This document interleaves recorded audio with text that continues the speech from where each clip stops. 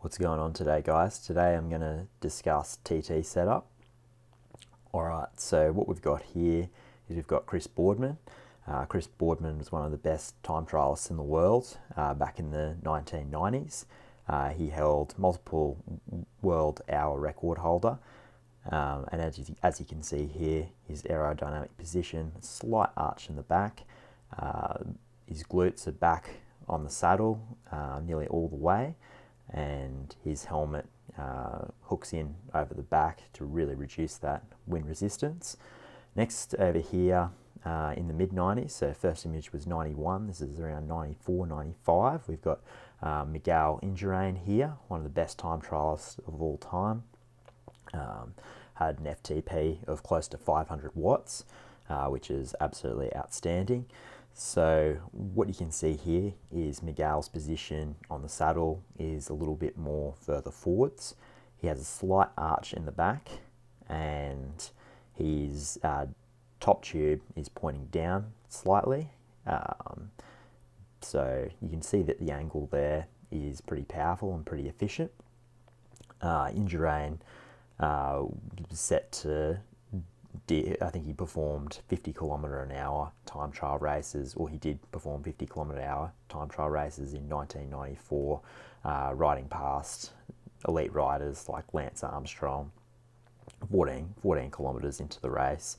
And recently they did a test, or recently as in a couple of years ago, they did a test to see what he could still produce on the bike. He was still able to push 400 watts for an hour at 90 kilos. Okay, so to give you an idea of how good that is, someone like myself in my prime at 80 kilos, I can push 320 to 330 watts in an hour, okay, at 80 kilos. So this guy is an absolute machine, and this is at 50 something years old. Next we've got Lance the Man Armstrong. Okay, so what we can see here with Lance's position is he's in a far more upright position. This was because when they did the wind tunnel testing with Lance, he was able to put out a lot more power in a more upright position, hence why he's more upright in the time trial position as opposed to lower. So basically what this means is that he was able to go faster by putting out more power in the saddle by being more upright as opposed to being lower. Okay, next we've got here is Peter Sagan. Okay, so the world champion, one of the best riders in the world, or if not the best rider in the world at the moment. Very good sprinter, not really known for his time trial abilities, but still a very strong rider.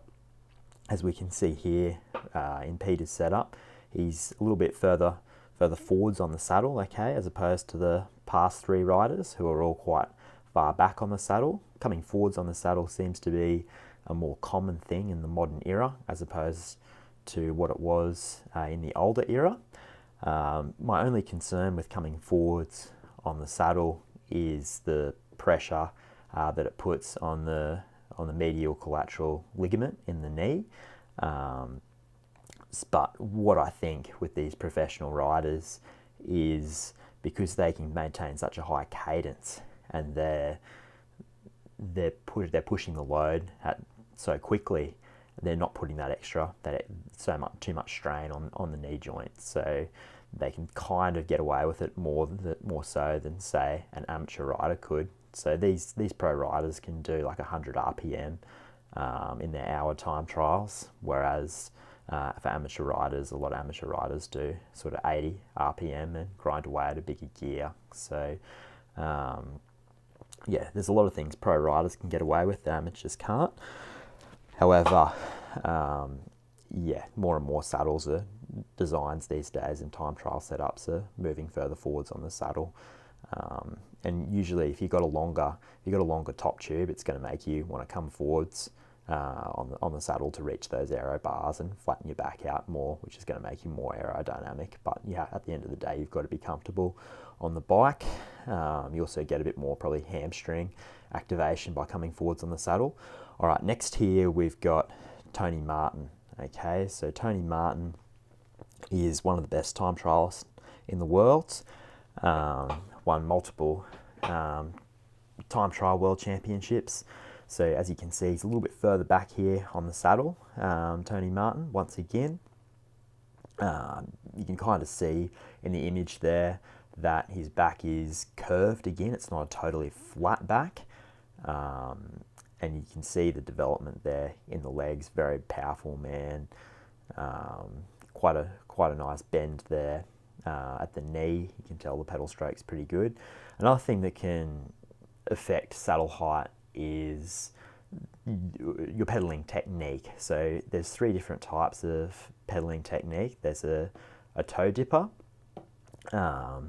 someone who puts their foot sort of flat when at the 6 o'clock position on the pedal stroke, and a heel dropper, somebody who drops the back of their heel. Okay, most of these pro riders are quite more toe dippers. They have a higher saddle position. So what you'll see is people that point their toes tend to have a higher, that are toe dippers. They'll tend to have a higher saddle position. Heel droppers will have a lower saddle position, and people who sort of pedal on the flat, just with their foot horizontal like Tony is here, are kind of in between. So you'll probably see that a little bit more in the next image here. All right, so next image here, we've got Tom Dumoulin.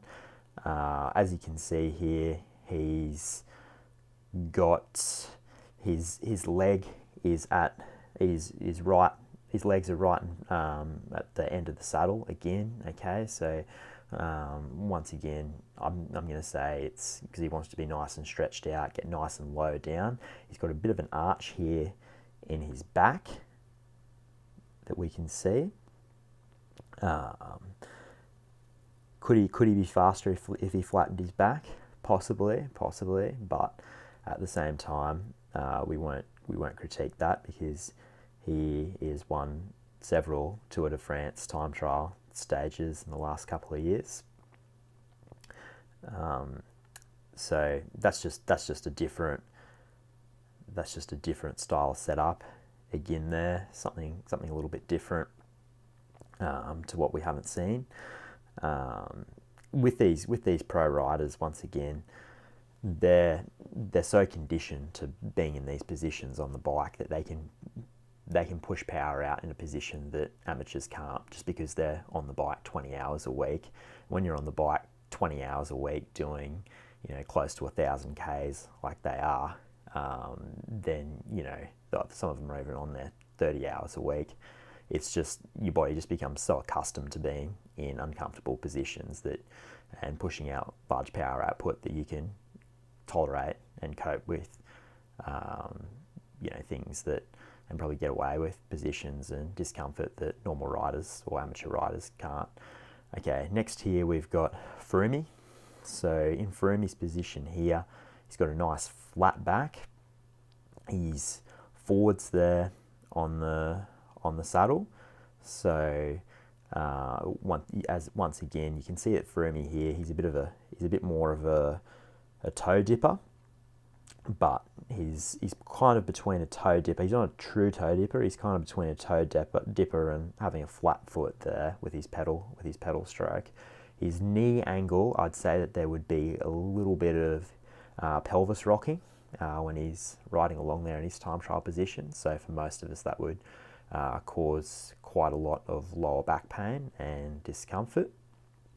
The reason this guy could get away with it though is because he's so light. Okay, so he doesn't have a lot of weight to carry in that position. It's not like he's got a big stomach pulling him down, putting extra stress, and man boobs putting extra stress on his lower back there, that the typical dad bod rider might have. Okay, so my advice for amateurs would be so far to go up into more of an upright position on a TT bike when doing a triathlon or a time trial, just because I think the injury prevention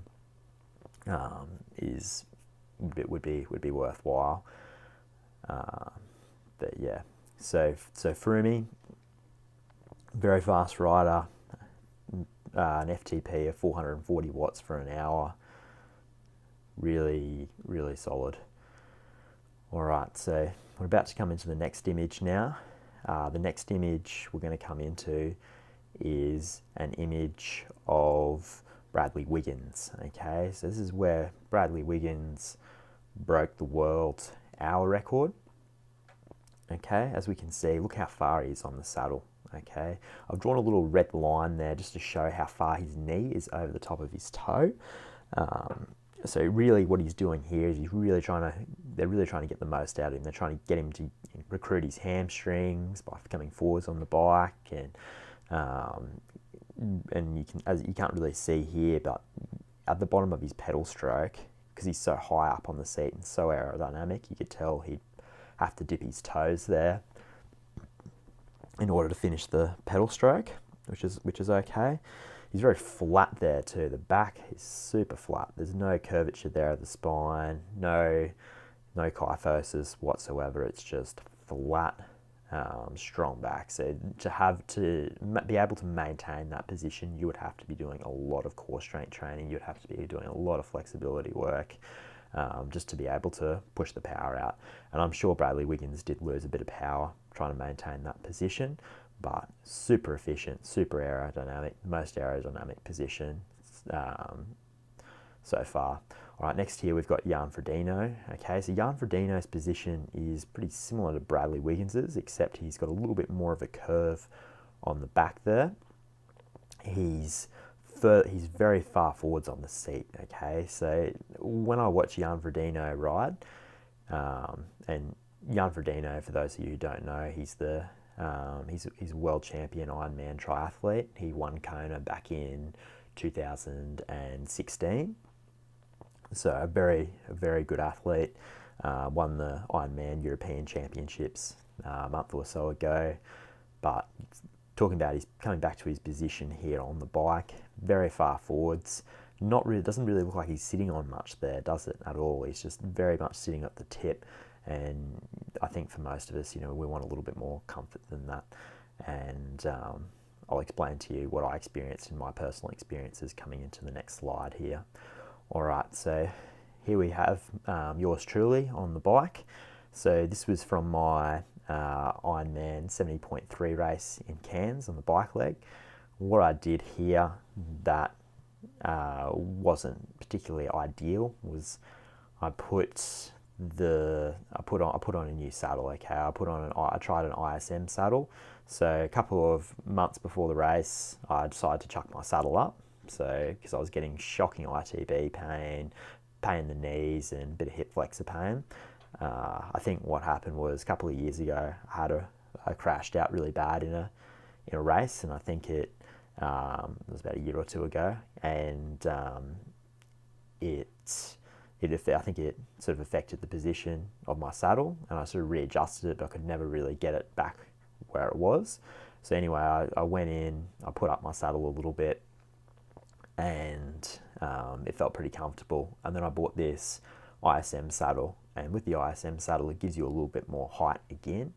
And also, they're designed for you to sit far forwards on the seat. Okay, so you're really sitting on your sit bones, right underneath your gooch. For me, I didn't particularly find this as efficient as I'd hoped. It took a lot of the pain away, like in terms of the numbing and that sort of thing that you get being on the saddle for a long time. However, I got quite bad chafe just from the angle of the saddle being pointing down, so I constantly felt like I was sliding down on the saddle, and that's not what you want in a long race. All right, next here in the next picture that I'm going to analyze, the last picture, I've got my mate Brad here.